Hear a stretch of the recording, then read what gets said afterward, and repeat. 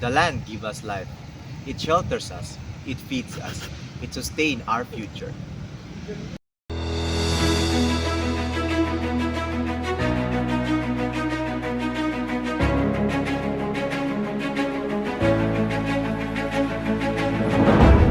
But today, our land is suffering, drowning not in water, but in waste.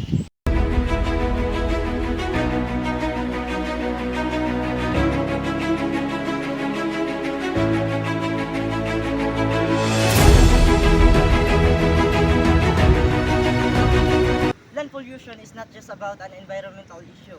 It affects our health, our water, our food, or even our world.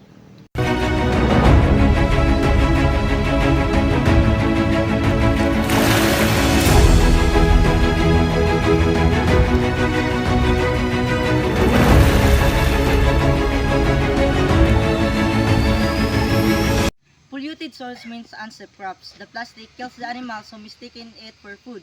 Improper waste disposal can lead to floods, diseases. This is not a tomorrow's problem. It is happening now.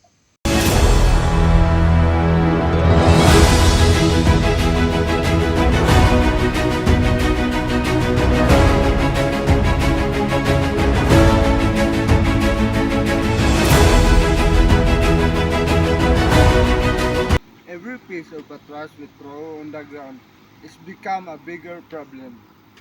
Nothing truly disappears, it stays in our soil, our water, and eventually in us.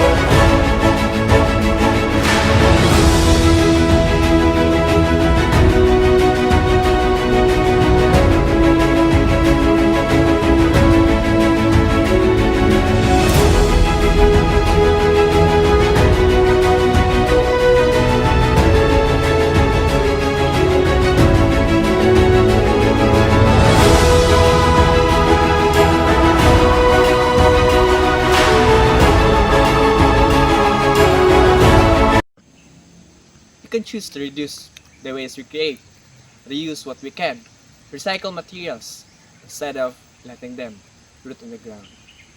These small actions, when multiplied, becomes a powerful change.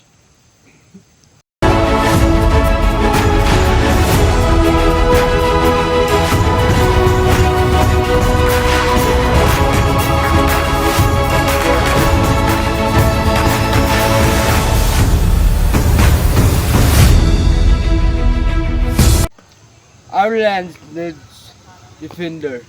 Our lands needs responsible citizenship. Our lands needs you.